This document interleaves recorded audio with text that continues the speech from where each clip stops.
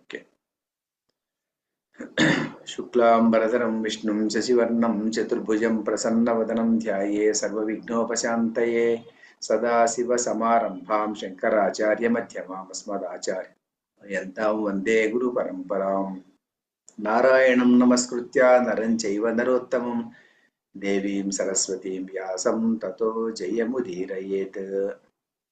ఈరోజు మనం భగవద్గీతలో అటు తిరిగి ఇటు తిరిగి 100వ పాఠానికి వచ్చినాం. భగవద్గీత 100వ పాఠం ఈరోజు 68వ శ్లోకం, 2వ చాప్టర్లో 68వ శ్లోకం. ఇది కూడా చాలా మంచి శ్లోకం. ఇది తస్మాదస్య మహాబాహో, ఇది తర్వాత శ్లోకము. ఈ 2 శ్లోకాలు అయిపోయిందంటే ఇంకా తర్వాత 3 శ్లోకాలు మాత్రం మిగిలి ఉంటుంది. 2వ చాప్టర్ అయిపోతుంది అక్కడికి. ముష్టిశ్రీ మేడం చదువుతారా? తస్మాత్ యస్య మహాబాహో తస్మాద్యస్య మహాబాహో తస్మాద్యస్య మహాబాహో తస్మాద్యస్య మహాబాహో నిగృహీతాని సర్వశః నిగృహీతాని సర్వశః నిగృహీతాని సర్వశః ఇంద్రియాణీంద్రియార్థేభ్యః ఇంద్రియాణీంద్రియార్థేభ్యః ఇంద్రియార్థేభ్యః తస్య ప్రజ్ఞా ప్రతిష్ఠితా తస్య ప్రజ్ఞా ప్రతిష్ఠితా తస్య ప్రజ్ఞా ప్రతిష్ఠితా తస్మాద్యస్య మహాబాహో నిగృహీతాని సర్వశః ఇంద్రియాణీంద్రియార్థేభ్యః తస్య ప్రజ్ఞా ప్రతిష్ఠితా. తస్మాద్యస్య మహాబాహో నిగృహీతాని సర్వశః ఇంద్రియాణీంద్రియార్థేభ్యః తస్య ప్రజ్ఞా ప్రతిష్ఠితా. తస్మాద్యస్య మహాబాహో నిగృహీతాని సర్వశః ఇంద్రియాణీంద్రియార్థేభ్యః తస్య ప్రజ్ఞా ప్రతిష్ఠితా. ఇది చాలా మంచి శ్లోకం. ఇది కూడాను, ఇది శ్లోకము ఏం చెప్తుందంటే, ఇది దీనికి మనము సుమారుగా 60వ శ్లోకం. 60వ శ్లోకంలో ఏం చెప్పినాడంటే, యతతో హ్యపి కౌంతేయ అని మొదలుపెట్టాడు. అక్కడ యతతో హ్యపి కౌంతేయ అని చెప్పేసి అక్కడ మొదలుపెట్టి చెప్తాను. అది ఏం శ్లోకం అంటే, యతతో హ్యపి కౌంతేయ పురుషస్య విపశ్చితః ఇంద్రియాణి ప్రమాథీని హరంతి ప్రసభం మనః అన్న చోట ఈ శ్లోకం దగ్గర నుంచి ఇంద్రియ నివృత్తి మూలక స్థిత ప్రజ్ఞ లక్షణం అనేది మొదలుపెట్టాడు భగవంతుడు. యతతో హ్యపి కౌంతే అంటే, యతతో హ్యపి కౌంతే అంటే ఎంత యతత అంటే ఎంత ప్రయత్నశీలుడైనప్పటికీ కూడాను అతనికి అతని ఇంద్రియాన్ని ప్రమాథీని అంటే మదించి వేసేటువంటి స్వభావం ఉండేటువంటి ఇంద్రియాలు వాడి ఎంత విపశ్చిత అంటే ఎంత మేధావి అయినప్పటికీ కూడాను అటువంటి పురుషుడికి అతని మనస్సపి ఆ మనస్సును అతని ప్రసభం హరంతి. ప్రసభం అంటే బలాత్కారంగా హరించి వేస్తుంది అని అక్కడ చెప్పుకున్నాం. యతతో హ్యపి కౌంతేయ పురుషస్య విపశ్చిత ఇంద్రియాణి ప్రమాథీని హరంతి ప్రసభం మనః అన్న శ్లోకంలో అక్కడి నుంచి ఈ ఇంద్రియ నివృత్తి మూలక చిత్తప్రజ్ఞ లక్షణము అనేటువంటి చాప్టర్ స్టార్ట్ చేసి ఇప్పటి వరకు చెప్పి 67 శ్లోకాల వరకు చెప్పేసేసి ఇప్పుడు భగవంతుడు ఏమంటున్నా అంటే, చెప్పింది చాలిక 7 శ్లోకాలు అయిపోయింది. 68వ శ్లోకంలో ఇప్పుడు ఏం చేస్తున్నా అంటే అతను దీన్ని ఒక ఉపసంహారం చేసేటువంటి శ్లోకం. ఇది ఉపసంహారం అంటే ఏమిటంటే, ఇంట్రొడక్షన్ అయిపోయింది, తర్వాత మిగిలిన విషయాలన్నీ చెప్పడం అయిపోయింది. చెప్పిన తర్వాత చివరిగా ఉపసంహారం అంటే సమ్మరైజ్ చేసి చెప్పేటువంటి శ్లోకం ఇది.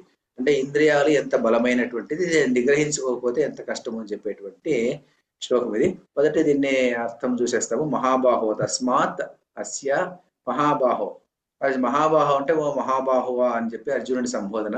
అంటే ఏమిటంటే, నీవు మహాబాహు అంటే ఎక్కువ బలం ఉండేటువంటి వాడు కావచ్చు, అయితే ఇంద్రియ నిగ్రహము ఉండేటువంటి ఇంద్రియములను నియంత్రించుకునేదే బలము, కానీ ఈ బలము కాదు అని ఎత్తిపొడుపు అని అంటారు దీన్ని. మహాబాహువా మహాబాహువులు కలవాడా ఓ అర్జున, తస్మాత్ కాబట్టి ఎందువల్ల అంటే ఇంతకుముందు 60వ శ్లోకం నుంచి 67 శ్లోకం నుంచి 67 వరకు ఏం చెప్పుకున్నాము? ఇంద్రియ యథేచ్ఛ సంచారంలో దోషం ఉంది కాబట్టి అనేసి. కాబట్టి ఇంద్రియముల యొక్క యథేచ్ఛ సంచారంలో దోషం ఉంది అంటే ఇంద్రియాలని విచ్చలవిడిగా భోగాల మీద వదిలిపెట్టేసినట్టయితే ఆ దోషము ఉన్నటువంటిది మనకు వస్తుంది కాబట్టి తస్మాత్ అందువలన యస్య ఎవనికైతే యస్య మహాబాహో తస్మాత్ యస్య మహాబాహో ఎవని యొక్క అంటే ఎవడంటే వాడికి అది చెప్తుండేది ఎవడికి అంటే ఏ యతి యొక్క లేకుంటే ఏ ముని యొక్క యతనశీలుడు అంటే సాధనశీలుడైనటువంటి వాడు ఈ సాధనా మార్గంలో ప్రయాణించేటువంటి వాడికి మాత్రమే చెప్తున్నాడు ఈ శ్లోకాలు నేను ఇక్కడ ఇది చెప్పేటువంటి ఇంద్రియ నివృత్తి మూలక స్థితప్రజ్ఞ లక్షణం అన్నటువంటిది. కానీ స్థితప్రజ్ఞుడు వీడు ఆ మార్గంలో ఉన్నాడు, ఆ మార్గం నుంచి స్థితప్రజ్ఞ లక్షణాన్ని చేరుకునేటువంటి వాడు వీడు. ఈ యతి ఎవని యొక్క ఇంద్రియములు సర్వశః అంటే సంపూర్ణంగా, ఎవడి యొక్క ఇంద్రియములు సర్వశః అంటే సంపూర్ణముగా అంటే సర్వ ప్రకారై అంటారు. అన్ని ప్రకారములుగా అంటే అన్ని విధములుగా సంపూర్ణముగా సంపూర్ణంగా సర్వశః ఇంద్రియార్థేభ్య అంటే తమ ఇంద్రియముల విషయముల నుండి అంటే ఇంద్రియార్థేభ్య ప్రతి ఇంద్రియానికి ఒక అర్థం ఉంటుంది, విషయం ఉంటుంది.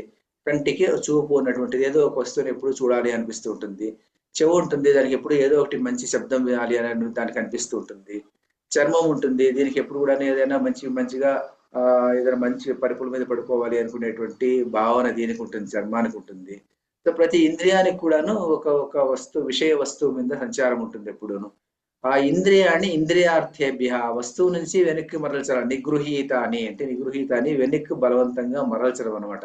ఎవడి యొక్క ఇంద్రియములైతే సర్వశః అంటే సర్వ ప్రకారములుగా ఇంద్రియార్థేభ్య ఇంద్రియముల విషయముల నుండి ఇంద్రియాన్ని నిగృహీత ఇంద్రియాలు ఎప్పుడైతే వెనికిలో మండించబడతాయో తస్య అతని యొక్క ఆ యతి యొక్క ప్రజ్ఞ ప్రజ్ఞ అంటే ప్రజ్ఞ ఆత్మ విషయంగా ఉన్నటువంటి ప్రజ్ఞ ప్రతిష్ఠిత నిర్మలంగా నిశ్చలంగా అలాగే నిలబడి ఉంటుంది అని చెప్పడం అనమాట. తస్మాద్ యస్య మహాబాహో ఏ యతి యొక్క వాణి యొక్క సర్వశః అన్ని విధములుగా ఇంద్రియాన్ని నిగృహీతాని ఎక్కడి నుంచి ఇంద్రియార్థేభ్య ఇంద్రియముల విషయముల నుంచి ఎప్పుడైతే దాన్ని గ్రహించబడతాయో అతని యొక్క ప్రజ్ఞ ప్రతిష్ఠిత సుప్రతిష్టంగా నిలిచి ఉంటుంది, అదంటే చెల్లా చెదర కాకుండా ఉంటుంది అని చెప్పేటువంటి శ్లోకం ఇది. దీనికి చిన్న అవతారిక అంటారు. అవతారిక అంటే ఈ శ్లోకానికి ఒక ఇంట్రొడక్షన్ రాస్తారు శంకరాచార్యుడు. ఏం రాస్తారంటే చూస్తాం కూడా, యతతో హి ఇత్యుపన్యస్తస్య అర్థస్య అనేకదా ఉపపత్తి ముక్త్వా తం చ అర్థం ఉపపాద్య ఉపసంహరతి అంటాడు ఇక్కడ. అంటే ఏమంటే యతతో హి అన్నటువంటి శ్లోకం నుంచి 60వ శ్లోకం యతతో హి అపి కౌంతేయ అని చెప్పినటువంటి ఆ శ్లోకం దగ్గర నుంచి ఇత్యుపన్యసస్త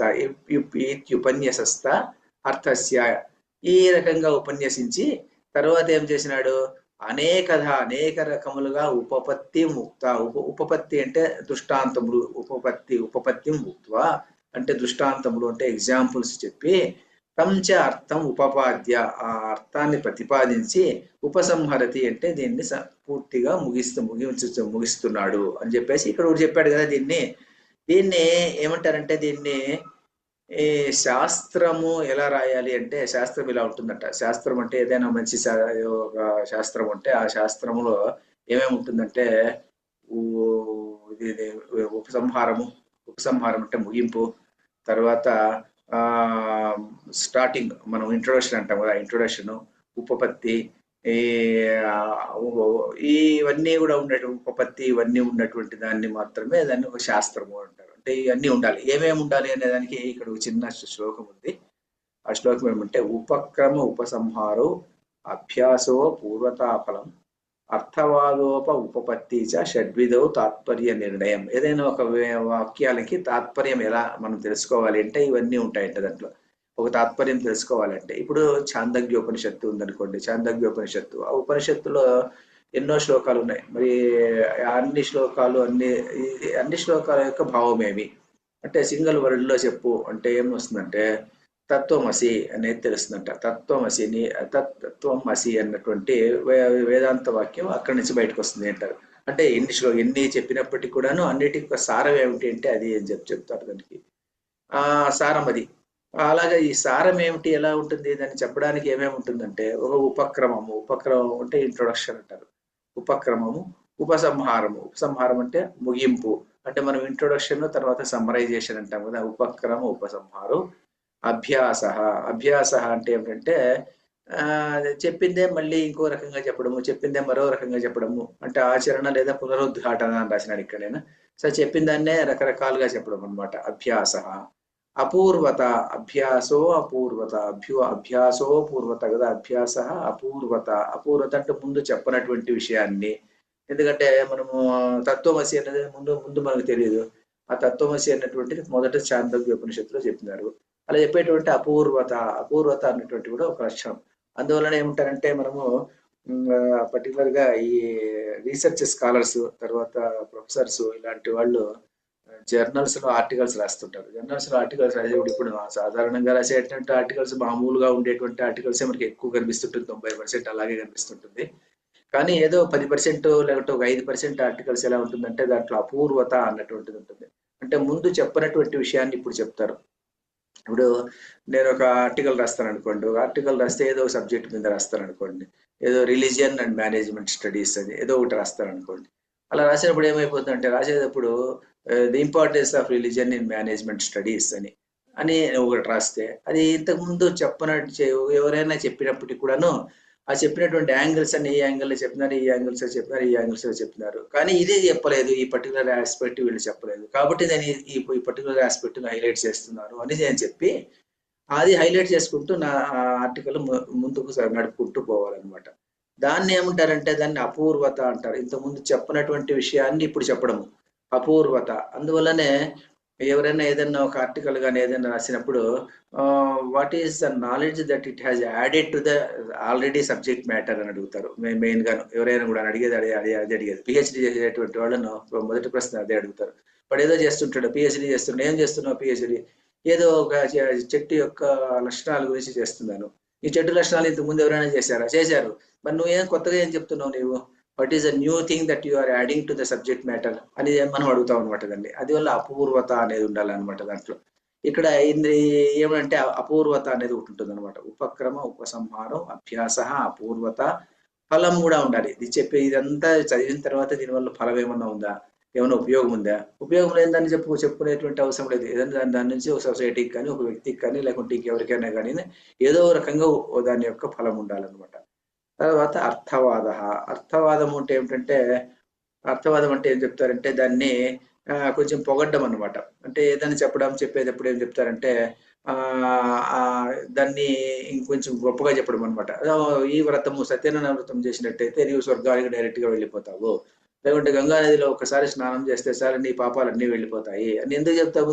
అర్థవాదం ఉంటుంది దాన్ని. అర్థవాదం అంటే చెప్పిన దానికి అధిక ఫలాన్ని చూపించి చెప్తే అట్లీస్ట్ వీడు అదేనా చేస్తాడు అన్నటువంటి ఉద్దేశంతో చెప్పేటువంటి దాన్ని అర్థవాదం అంటాము. ఆ అర్థవాదము. ఉపపత్తి అంటే దీన్ని ఉపపత్తి అంటే ఒక ఎగ్జాంపుల్ చెప్పడం కానీ లేకుంటే ఒక యుక్తి చెప్పడం కానీ చెప్పి తర్వాత ఇవన్నీ చెప్పి ఉపసంహారం చేస్తే అది తాత్పర్య నిర్ణయం, దానివల్ల ఒక తాత్పర్యం అన్నటువంటిది వస్తుంది అని చెప్పేసి చెప్పడం అనమాట. ఇక్కడ ఏం చెప్తున్నాడు శంకరాచార్యుడు, ఏం చెప్తున్నా అంటే ఈ అతతో హి ఇత్యుపన్యస్త అస్య అర్థస్య ఈ రకంగా ఉపన్యాసం ఇచ్చి ఉపపత్తి అంటే దానికి దృష్టాంతాన్ని చెప్పి తంచ ఉపపాద్య దాన్ని ప్రతిపాదించి ఆ సబ్జెక్ట్ మ్యాటర్ను అంటే ఇంద్రియముల యొక్క దోషములు ప్రతిపాదించి ఉపసంహారం చేస్తున్నాడు. కాబట్టి ఇది శాస్త్రము.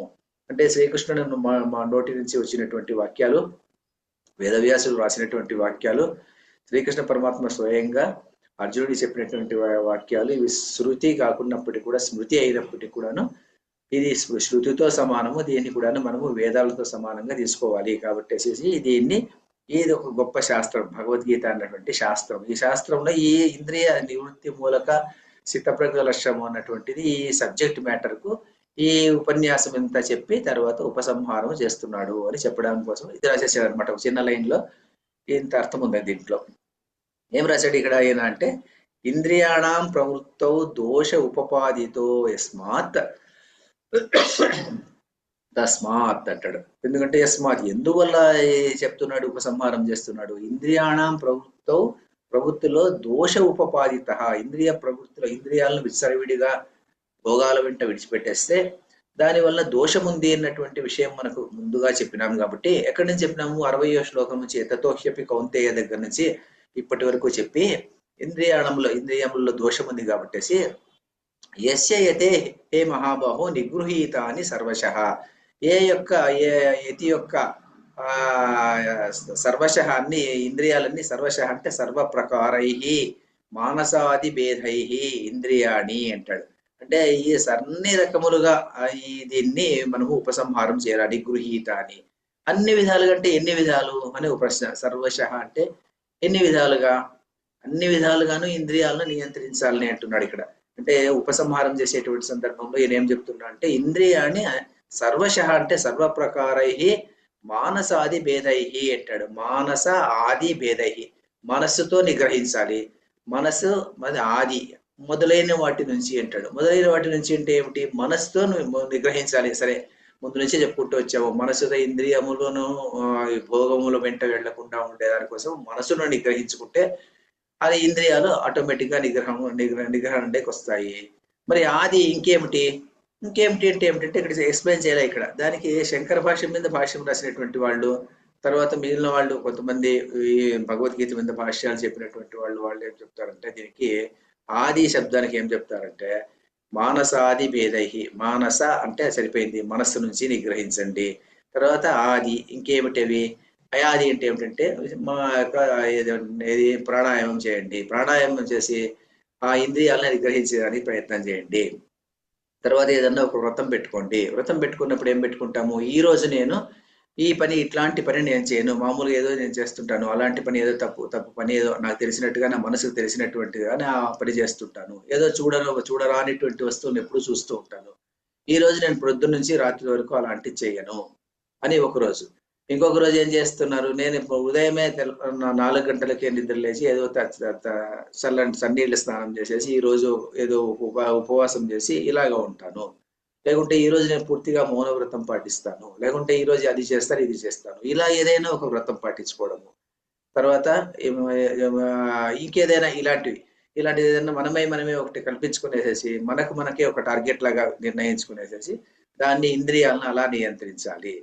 అది ఎలా నియంత్రిస్తూ పోతే తస్మాత్ తర్వాత మానస ఆది అంటే మనస్సు ఆది అన్నారు కదా. మానస ఆది అంటే ఏమిటంటే అవి 3 ఉంటాయి అన్నమాట. 3 ఏమిటంటే మానసిక, మనస వాచ కర్మణ అంటాం. ఈ 3 కలిస్తే మానస ఆది. మానస ప్లస్ ఆది.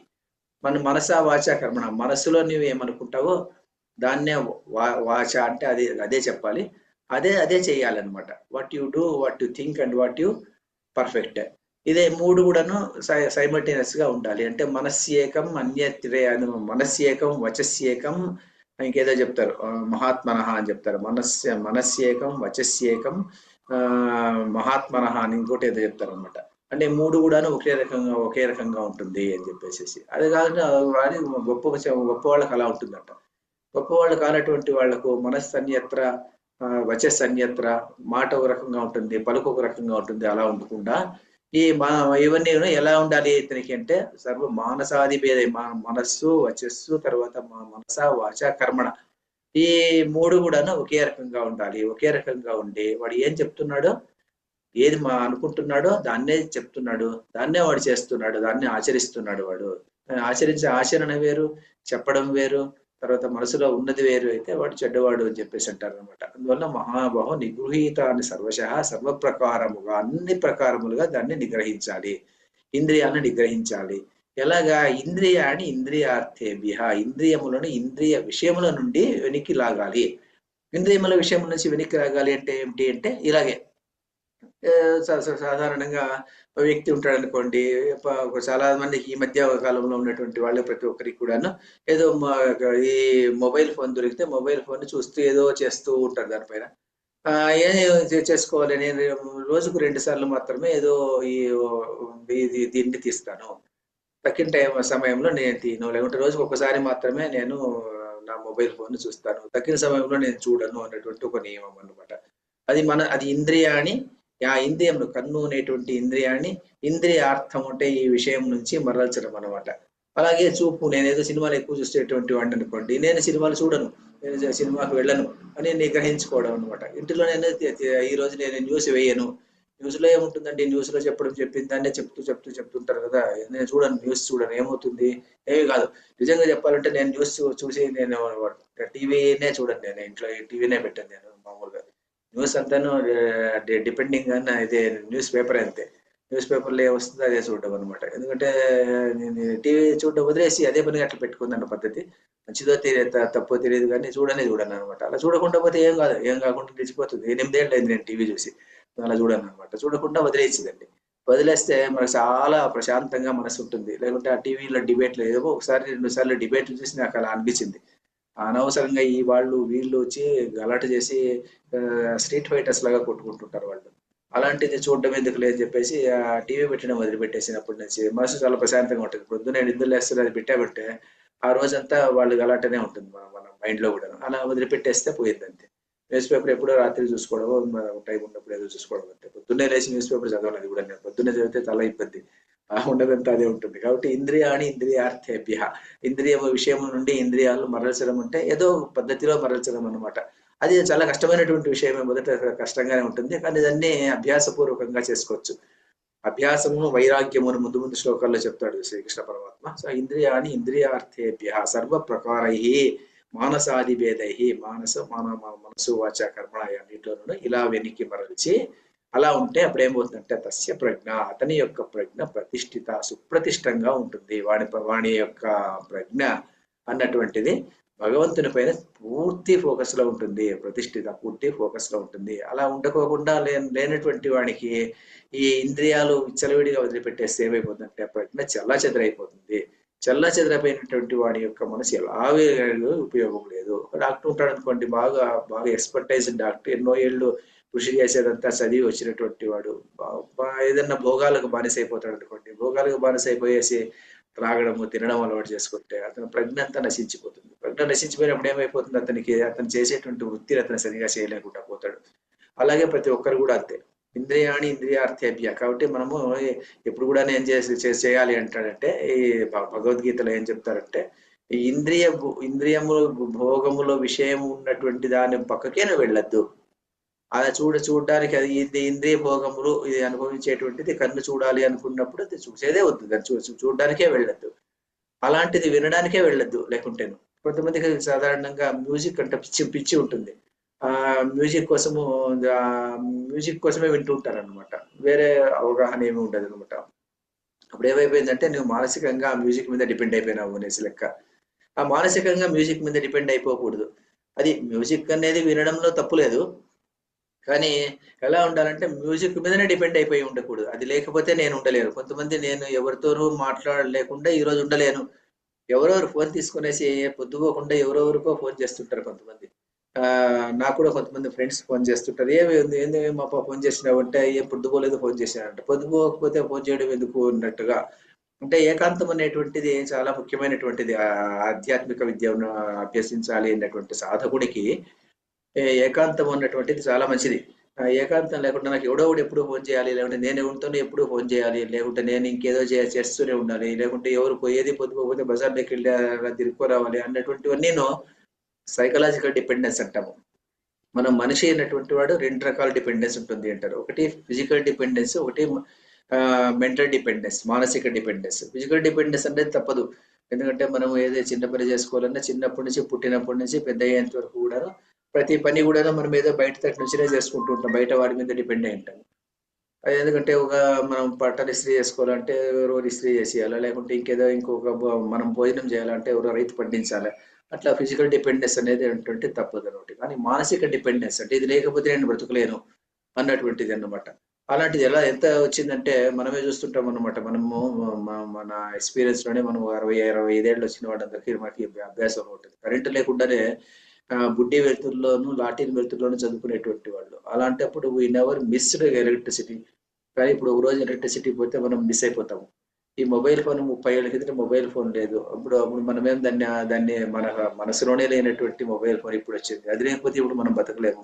ఎప్పుడూ మా మొబైల్ ఫోన్ దగ్గర ఉంటేనే మనం బతకగలుగుతాము. చాలా మంది ఏమైపోయిందంటే ఇప్పుడు మానసికంగా ప్రతి వస్తువు మీద మనం డిపెండ్ అయిపోతున్నాము. అలాంటి దాన్ని ఏది డిపెండెన్స్ కాకుండా ఉండగలుగుతామో దాన్నంతా విత్‌డ్రా చేసుకోవడం అన్నమాట. విత్‌డ్రా చేసుకుంటూ పోతేనే ఆ సాధనా మార్గంలోకి ప్రయాణం చేస్తాము. పరుపులు లేకుండా పడుకునేటువంటి సందర్భం ఎన్నో ఏళ్లుగా మనం కింద పడుకునేటువంటి వాళ్ళము. పరుపులు, మంచాలు వచ్చిన దాని నుంచినే బ్యాక్ పెయిన్ స్టార్ట్ అయినాయి మనకిప్పుడు. అలా ఇడిచిపెట్టేసి మళ్ళీ కింద పడుకునేదానికి మొదలు పెడితే మళ్ళీ బాగానే ఉంటాం మనము. సో కాబట్టేసి మనం ఇంద్రియాణి ఇంద్రియార్థేభ్యః మనం అదే పనిగా దాంట్లోకి వెళ్ళి చివరికి ఎలా వెళ్ళిపోయినామంటే అలాగే వెళ్ళిపోతూనే ఉన్నాము. అది లేకపోతే మనం బ్రతకలేము ఇప్పుడు. చాలా మంది నా ఏజ్ వాళ్ళు ఇప్పుడు నేల మీద కూర్చోలేరు. చాలా మంది మా ఫ్రెండ్స్ చాలా మంది నేల మీద కూర్చొనే లేరు. అలా ఉండిపోతున్నారు. ఎందుకంటే కూర్చోక ఒక రోజు కూర్చుంటే కూర్చునేదానికి కుదరదు. సో దాన్ని ఏమైపోతుందంటే అందువల్ల ఆ భోగాలకు అలవాటైపోతుంది శరీరము. భోగాలకు అలవాటైపోయిన తర్వాత భోగాల నుంచి బయటకు వచ్చేది చాలా కష్టం. కాబట్టి ఇంద్రియాణి ఇంద్రియార్థేభ్యః అది చాలా ముఖ్యమైనటువంటిది. అలా బయటకు వచ్చేస్తే మనసు దాని నుంచి మళ్ళీ నిగ్రహించుకోగలిగితే మనసాది వేదహి నిగ్రహించుకోగలిగితే అప్పుడు మనము కాస్త మనం ఏమైపోతుందంటే ఇంద్రియాలను కంట్రోల్ లేక వస్తుంది. ఇంద్రియాల కంట్రోల్లోకి వస్తే సాధారణంగా మన మనస్సు అధ్యాత్మ మార్గంలోకి ప్రయాణం సాగిస్తుంది. లేకుంటే మనం మొబైల్ ఫోన్ తీసుకొని ఏదో చూడాలా అని అనిపిస్తే ఏదో ఒకటి ఒత్తుతుంటే ఏదో దాని నుంచి ఇంకొక లింక్ వచ్చి అలాగే పోతుంటుంది. కాబట్టి దీన్ని అది కష్టం మీద దీన్ని మనం ఏం చేయాలి? నిగృహీత అని సర్వశః సర్వప్రకారై మానసాది వేదహి దీన్ని నిగ్రహించాలి. ఇంద్రియాణి ఇంద్రియార్థేభ్యః అలా తగ్గిస్తే అప్పుడు తస్య ప్రజ్ఞ అతని యొక్క ప్రజ్ఞ ప్రతిష్ఠితంగా ఉండిపోతుంది అని చెప్పేటువంటి శ్లోకం ఇది. ఇది ఇంతే ఈ శ్లోకం ఇది. తర్వాత నెక్స్ట్ శ్లోకం 69వ శ్లోకం నెక్స్ట్ క్లాస్ లో చెప్పుకుందాం. ఈరోజు ఇంకా 4 నిమిషాలు ఉంది. ఎవరైనా ఏమన్నా అడిగేటటువంటి అడగచ్చు. సార్ దీంట్లో ఇప్పుడు ముగింపు ఎక్కడ ఇచ్చినాడు సార్? ముగింపు ఏమి ఇవ్వలే కదా? అంటే ముగింపు ఇదే కదా మేడం. అంటే ఏం చెప్పినంటే దీంట్లో ఈ శ్లోకంలో ఏం చెప్పినా అంటే 3 రకాలైనటువంటి విషయాలు చెప్పినాడు మేడం. ఈ సాధకుడు అయినటువంటి వాడు ఒకడు ఇంద్రియ విషయాల్లో చాలా జాగ్రత్తగా ఉండాలి. తస్మాత్ యస్య మహాబాహో కాబట్టి ఓ మహాబాహో కాబట్టి ఇంద్రియాల్లో దోషాలు ఉంది కాబట్టి ఓ మహాబాహో నిగృహీతాని సర్వాణి కాబట్టి యు కంట్రోల్ యువర్ సెన్సెస్ అని ఒక విషయం చెప్పినాడు. అంటే దీన్ని ఉపసంహారం అంటే సమ్మరైజేషన్ మేడం. అంటే ఇంద్రియాలను నీవు నియంత్రించుకో అని ఒకటి చెప్పినాడు. తర్వాత సర్వశః అన్ని ప్రకాలుగాను దీన్ని నియంత్రించుకో, ఇంద్రియాలను నియంత్రించుకో అని చెప్పినాడు. సర్వ ప్రకారం అంటే అన్ని రకాలుగా అంటే ఇప్పుడు నేను ఒక ఇంద్రియాన్ని నియంత్రిస్తే సరిపోదు, అన్ని ఇంద్రియాలను నియంత్రించాలి అని ఒక అర్థము. తర్వాత అన్ని ప్రకారాలుగా అన్ని విధములుగా కూడాను నీకు నియంత్రించుకొని రెండో విషయం చెప్పినాడు. తర్వాత ఏమన్నాడు? ఈ ఇంద్రియాలను నివృత్తి చేసుకునేది అనేది వివేక బలంతో చేసుకో. వివేక బలంతో జ్ఞాన బలంతో చేసుకుంటే మానసికంగా నీవు don't rely on these things అని detach the senses from the sense objects అని detach the senses from the sense objects అని చెప్పినాడు. ఈ విషయాలన్నీ చెప్పేసి ఇవన్నీ నువ్వు చేసుకుంటే గాన నీ ఇంద్రియముల మీద నీకు కంట్రోల్ వస్తుంది.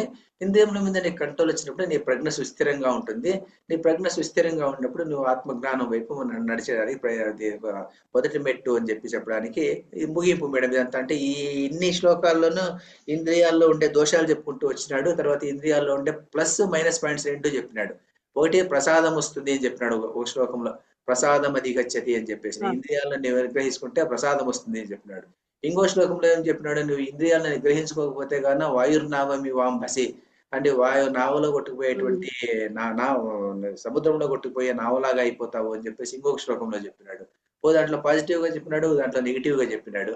ఇలా ఇంద్రియముల యొక్క దోషాలను చెప్పుకుంటూ దోషము దాంట్లో మంచి రెండు చెప్పుకుంటూ వచ్చి ఇప్పుడు ఏం చెప్తున్నాడు అంటే చివరిగా ఈ 3 విషయాలు చెప్తున్నాడు. నువ్వు ఇంద్రియాల విషయాల్లో జాగ్రత్తగా ఉండాలి. తర్వాత ఇంద్రియాలను సర్వ ప్రకారములుగా నీవు నియంత్రించుకోవాలి. ఇంద్రియాలను నీవు మానసికంగా నియంత్రించుకోవాలి. తర్వాత మనసావాచ కర్మణ నియంత్రించుకోవాలి. అలా నియంత్రించుకున్నప్పుడు నీ ప్రజ్ఞ సుస్థిరంగా ఉంటుంది. సుస్థిరంగా ఉన్నటువంటి ప్రజ్ఞ ఉన్నటువంటి వాడే చిత్తప్రజ్ఞుడు. ఆ సుస్థిరంగా లేనటువంటి వాడు చిత్తప్రజ్ఞుడు కాదు అని చెప్పేసి ముగింపు మేడం. అట్లా ముగింపు ఇచ్చేసాడంటే ఇక్కడితో ఈ టాపిక్ క్లోజ్ మేడం. అంటే ఇంద్రియ భోగ నివృత్తి, ఇంద్రియ భోగ దోషములు, దోష నివారణ అన్నటువంటి సబ్జెక్ట్ ఇక్కడే ముగిసింది. ఇప్పుడేం చెప్తా అంటే నెక్స్ట్ శ్లోకం నుంచి ఏం చెప్తా అంటే ఇతను ఇలా ఇంద్రియ నిగ్రహం పెట్టుకునేసి ఉన్నటువంటి వాడి యొక్క సంయమి, వాడి యొక్క లక్షణాలు ఎలా ఉంటుంది, లౌకికుడుగా ఉండేటువంటి లక్షణాలు ఎలా ఉంటుంది, ఆ భేదం చెప్పేసి క్లోజ్ చేయాలనుకుంటాడు ఆయన. అప్పుడు అర్జునుడు ఒక క్వశ్చన్ అడుగుతాడు. మళ్ళీ అడిగిన దాని నుంచి 3వ చాప్టర్ స్టార్ట్ అవుతుంది మేడం. మళ్ళీ అట్లా మేడం. ఓకే. ఉపసంహారం అంటే అది మేడం. ఇప్పుడు ఇవన్నీ చెప్పినాడు కదా ఆయన. అదే ఇంద్రియాలను నిగ్రహించుకునేదానికి ఉపాయ మార్గాలు చెప్పినాడు దాంట్లో. దాంట్లో వచ్చే పాజిటివ్ పాయింట్స్ చెప్పినాడు, నెగిటివ్ పాయింట్స్ చెప్పినాడు. ఇంద్రియాలు నిగ్రహించుకుంటే వచ్చే పాజిటివ్ పాయింట్ ప్రసాదం అధిగచ్చతి అని, నిర్మలత్వము నిశ్చలత్వమైనటువంటి మనస్సు వస్తుంది అని అక్కడ చెప్పినాడు. అది లేకపోతే వాయుర్నవమి వంబసి మాదిరిగా వెళ్ళిపోతూ ఉంటుంది అని చెప్పినాడు దాన్ని. ఇట్లాంటివన్నీ చెప్పి యుక్తులన్నీ చెప్పేసి ఆయన ఇంద్రియములు నివృత్తి చేసుకోకపోతే నీవు చెడిపోతావు అన్నటువంటి ఒక వస్తువును ప్రతిపాదన చేసి, అంటే దాన్ని ఒక పాస్టులేట్ చేసి దాన్ని ఆ పాస్టులేట్ చేసిన విషయాన్ని చెప్పిన తర్వాత దాన్ని ఉపసంహారం చేసేసినాడు. ఇప్పటికి ఈ శ్లోకంతో నేను ముగిస్తున్నాను ఈ సబ్జెక్టు అని చెప్పేసి కృష్ణుడు అర్జునుడు చెప్తున్నాడు మేడం. ఇంతటితో నేను ఈ సబ్జెక్ట్ ముగిస్తున్నాను. తర్వాత నేను చెప్పేటువంటి సబ్జెక్ట్ వేరే సబ్జెక్ట్. ఇక్కడి నుంచి నేను 69వ శ్లోకం నుంచి ఈ ఇంద్రియ నివృత్తి అనేటువంటిది ఉండదు. ఇక్కడ ఏం చెప్తా అంటే ఇంకా ఇంద్రియ నివృత్తి అయినటువంటి వ్యక్తికి ఇంద్రియ నివృత్తి కానటువంటి వ్యక్తికి డిఫరెన్స్ ఒకటి చెప్పేసేసి అక్కడి నుంచి ఇంకొంచెం ముందుకు జంప్ అయిపోతే ఈ 2వ చాప్టర్ అయిపోతుంది. అప్పుడు అర్జునుడు ప్రశ్న అడిగిన దాని నుంచి 3వ చాప్టర్ స్టార్ట్ అయిపోతుంది. లేకుంటే ఇదే భగవద్గీత ఇంతే అంటారు యాక్చువల్ గా. కృష్ణుడు చెప్పాల్సినటువంటి విషయాలన్నా 2వ చాప్టర్ కు క్లోజ్ అయిపోయింది. కానీ అయిపోయినప్పుడు ఆయన ప్రశ్న అడిగిన దాని నుంచి మళ్ళీ 3వ చాప్టర్ మొదలైంది మేడం. అట్లా 3వ చాప్టర్ మరి అక్కడి నుంచి మళ్ళీ స్టార్ట్ అవుతుంది. లేకపోతే ఇక్కడికి ఇంతే 2వ చాప్టర్ తో భగవద్గీతలోని సారం అంతా వచ్చేసింది అంటారు. చివరికి ఏం భగవద్గీత సారం ఏమిటి అంటే అది ఇంద్రియ నిగ్రహం ఉన్నటువంటిది పెట్టుకోవాలి, తర్వాత మంచిగా ఉండాలి అది చెప్పడమే అది భగవద్గీత సారం. అదే అదే కష్టమైన సబ్జెక్ట్. అదే కష్టమైన పని. అందువల్ల అదే చెప్పుకుంటూ వచ్చినాడు మేడం. దాన్ని చెప్పుకుంటూ ఆ వచ్చి పంచేంద్రియాన్ని కంట్రోల్ చేయడమే కష్టము. అవునవును మేడం. అదే ఇంకా అదే జ్ఞానేంద్రియాలు అన్ని చేయాలంటే